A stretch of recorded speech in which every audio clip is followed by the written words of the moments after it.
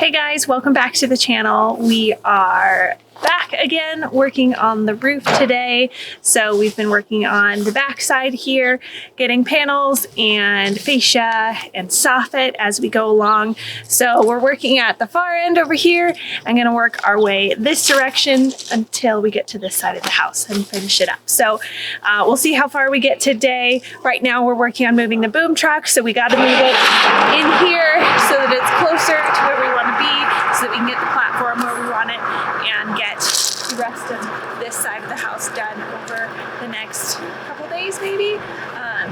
Hopefully have it done over the next few days, maybe the next week, and then we'll have the main roof all done, which will be really exciting, especially if we get any more weather.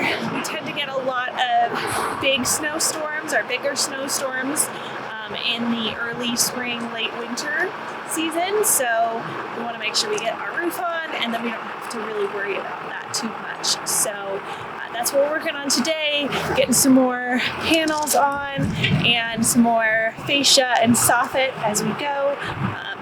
And hopefully we'll be done pretty soon with our roof. So that's what we're working on. I'll go ahead and show you guys.